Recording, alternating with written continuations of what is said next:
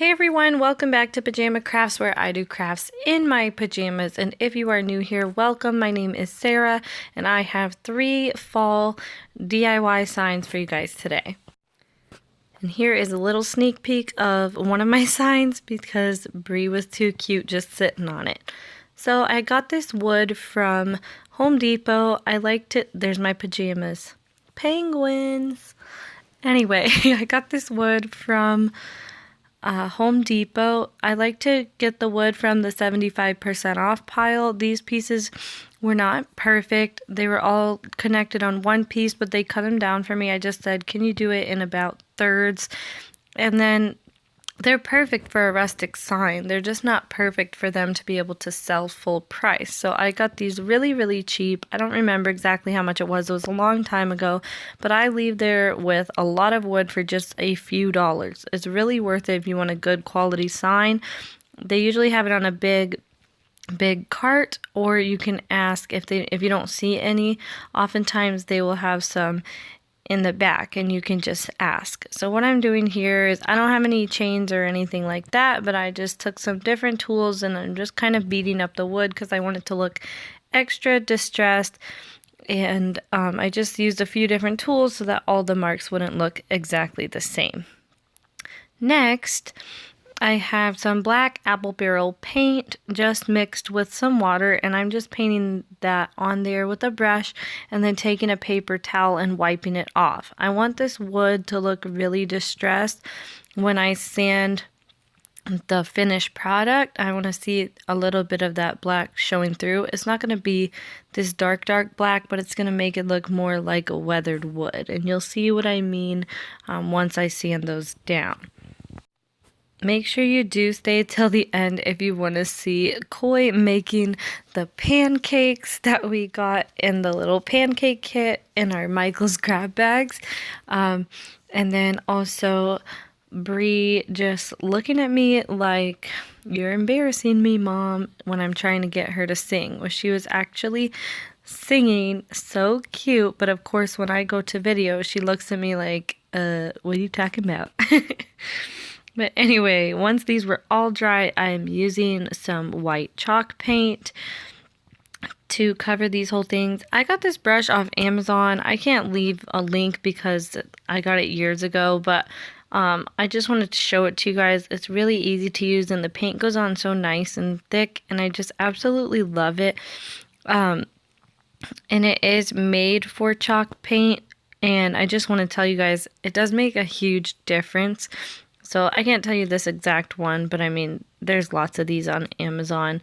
I should probably get my Amazon store going or whatever that is. But anyway, it's a really cool brush and I just really like how it goes on, and I just forget to use it a lot of the time. But there you go. Try to find you something like that if you use chalk paint a lot on big pieces, because it was just so quick and easy, but lots of full coverage.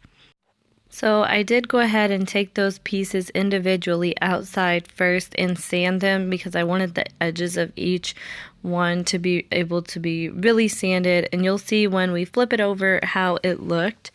But what I'm doing now is I just took some trim that my dad gave me from his work and cut that down to glue everything on the back, just hold everything together. I'm just using some Gorilla Wood glue.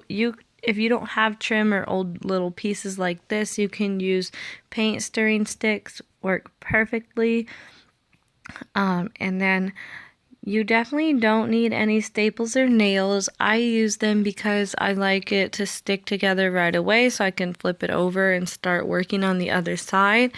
If you don't have anything like that, or I know someone said they had arthritis, and these kind of staplers are really hard to push.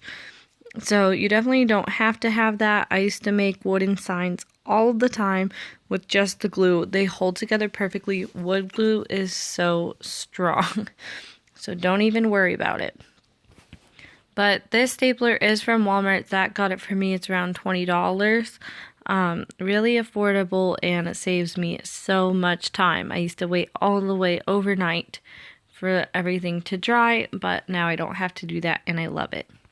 But if you don't hold the stapler perfectly, level and straight, the nails won't go in all the way, and that's why I had to pound some of them in a little bit. So when it's all flipped over, you can see how the sanding did and how the edges look extra weathered and like old wood, and that's because of that black paint that we put underneath. So I really like the effect of that. And then what I'm using here is just my felt pumpkin from Dollar Tree, and I'm just outlining that with a pencil.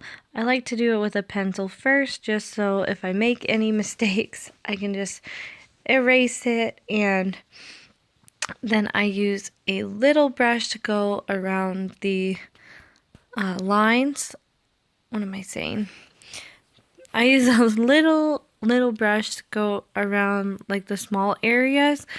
It's just easier for me to stay within the lines and make straight lines. And then I used a bigger brush to fill in the bigger areas, and this color that I'm using is just the pumpkin color from Waverly. Next I have this green color. It's called Spanish Moss, and this from the Folk Art home decor paint, but I love Waverly just as much. I was at a different store and I needed it, so I just grabbed it. But again, I'm using that little brush. It's just a lot easier, especially with the little angled edge. It's a lot easier to stay within the lines. I absolutely love it. So I'm just using that to paint the leaf, and then I used a brown color to paint the stem, and that was Waverly paint. It was just the truffle, I believe. Then I did go ahead and decide all the little white areas that were showing. I decided to color those in with some gray paint from Waverly. I don't remember what color it is. I think I show it though. Oh no, I don't. I lost that footage, or maybe I was just too lazy to film it and figured I could just tell you guys. It's really hard for me to film these days because Bree is just so fast, and she wants to sit on top of my stuff, and she wants to grab everything that I'm using.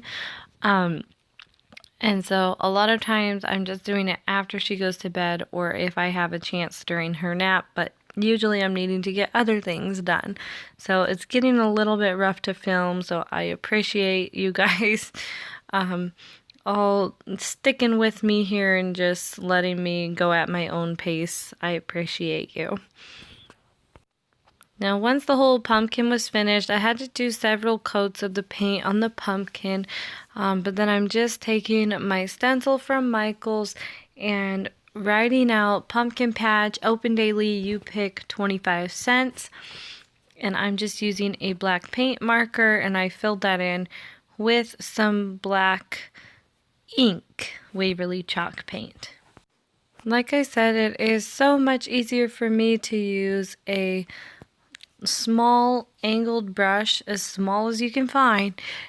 It works so much better than just a regular one for filling in letters. It's so much easier to make a straight line with an angled brush. I don't know much about painting or brushes, but that's just something I've learned over time with trying different ones. And then with those smaller letters, I did use a stencil from Walmart. You've probably seen it in almost all of my videos.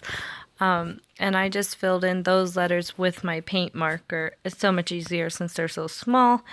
I do like to connect my letters. I don't like to leave those little gaps. I don't think it looks very good, and those gaps are just there to hold the stencil together, basically. So I always connect all of them, and I just think it looks a lot better. Then I do go ahead and take the whole sign outside and sand it with my electric sander. I like everything super distressed, but this is how it looked before I distressed it. Pause for a cuteness break. Are you helping, Mommy? Yes. You are?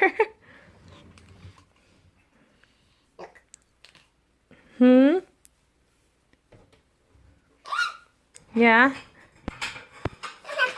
You're helping Mommy?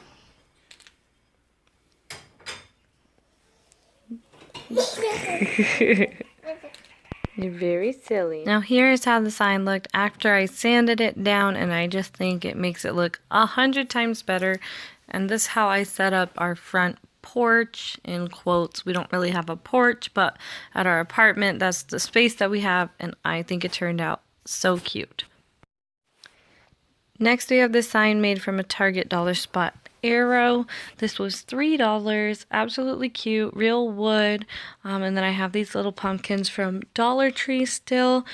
I wanted a big one and a small one, but I didn't have a small one that was already orange, or at least I didn't think I did until I was completely finished with the project. I actually painted the little pumpkin with my pumpkin paint from Waverly. When the whole project was finished, I turned it over to look at the back. I was just seeing like how the hanger was attached and stuff, and there was a little orange pumpkin stuck to the back, and I was like, what in the world? Anyway, it was just kind of funny. But I just I'm writing pumpkin patch. That's it. This one's super simple, but I think it looks really, really cute. I just used a Sharpie for this. It was going on the easiest with the Sharpie, and I figured, why use paint if a Sharpie works? It's a little bit easier too.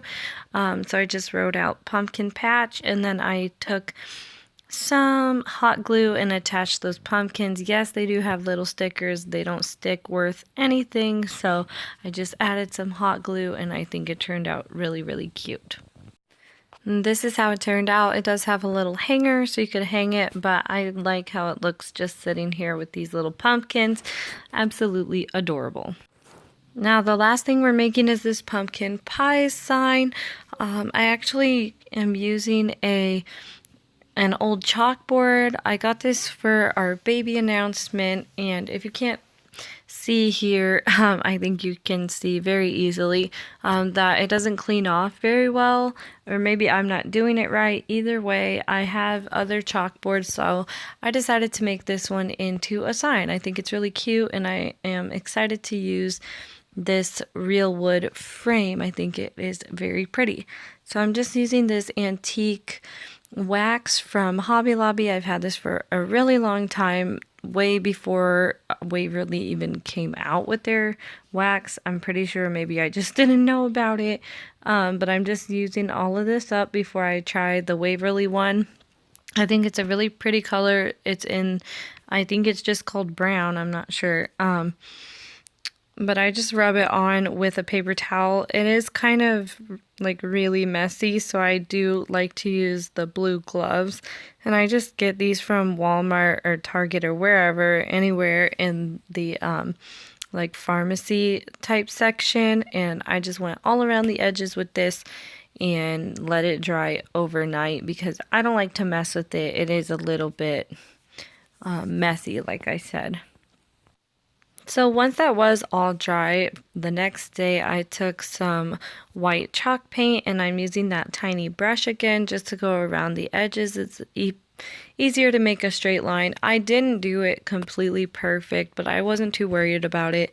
If you are worried about it and you're using something like this with a frame, just use some painter's tape and cover up the frame so that you can make it perfect. I did get a little bit on the edges, but you can't really tell once it's done, or at least it's not noticeable to me. I'm not worried about it. I did have to do several coats. I think it was 3 before it was completely covered, but then I took this stencil from Walmart. It's one of my favorites, and I'm using this black Posca paint pen. I like to use the Arteza ones that they sent me, but they are actually like a gloss, and I wanted this to be a matte one. And so I still have some Posca paint pens that haven't completely run out yet, so that's what I'm using here. You could always use a Sharpie or whatever you have. Since it's just black, it's pretty easy to use anything. Now I wanted the pumpkin part to be rounded at the top, so you can definitely get something round and kind of make a half circle with a pencil so that you can go along the line and make sure everything is perfectly straight. I did not do that. I just eyeballed it. Of course, it didn't come out perfectly because nothing really does when I just eyeball it. It wasn't exactly centered. I'm not worried about it because when I set it down and put a pumpkin next to it, just a little, you know, over to the corner, it kind of balances it out. That's what I do. Because I'm too lazy to get a tape measure to make sure I started perfectly in the middle, but I still think it came out really cute. So I just wrote pumpkin pies, baked fresh daily. I was gonna use this stencil to write all of baked fresh daily, but then I realized, good thing I started in the middle with the fresh, because I realized that the letters were too big to write that, to write all 3 words with this stencil. So I went ahead and got some little sticker stencils that I have from Walmart from a long time ago. I don't know if they even still carry them, but I just wrote baked and daily with those. And then, yeah, I just filled in everything with my paint marker. And then I also had a stencil from Michaels that had some designs on it, and I just used that one as well to make some cute little pretty designs. And once I was finished filling everything in, you guys know I don't like things to look perfect, so I did go ahead and sand that down outside, and you can see exactly how that turned out at the end. You see Bree here, she just woke up from her nap. Her dad brought her in and she knocked over my camera. This is why it is difficult for me to film anymore when she is awake. She absolutely loves my tripod and just knocks it down and grabs it as fast as she can. She just runs in on her little hands and knees and just grabs it. She's very cute, but it doesn't work out for filming, but she just wants to help. So then this is how it looks before I sanded it. I know this is like, a lot of people like this look. It's kind of like a modern farmhouse look or something like that. I don't know what I'm talking about, but you guys know. But I like everything sanded down. So this is how it looks after it was sanded. I think it's way cuter, but that's just me. Now here is Koi just being a cutie pie while we made those pancakes. You can see what a disaster our kitchen was, but we had so much fun making them, and we made different colors, and he did all of it. He stuck with it till the very end, and they came out so cute. Yeah, just adorable. And then you'll see me being a dork trying to get Bree to sing. Somebody's daughter, somebody's daughter.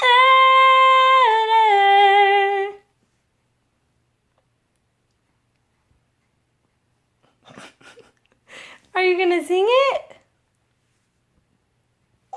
No, not on the video. Say, somebody's daughter.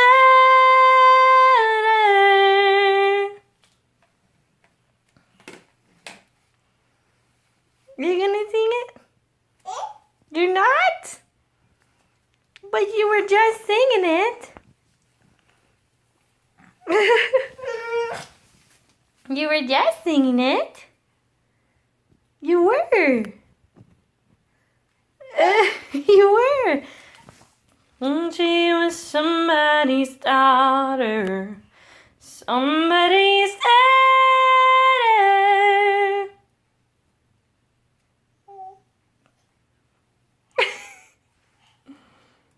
You're not gonna sing it?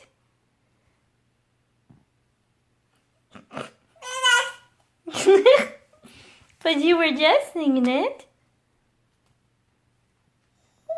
Yeah, you were just singing it. You're just a silly girl. Yes, you are. You are. As always, let me know which project was your favorite down in the comments below. Be sure to like this video if you liked it, and don't forget to subscribe to see more DIYs like these. Thank you so much for watching, and I will see you guys in the next one. Bye!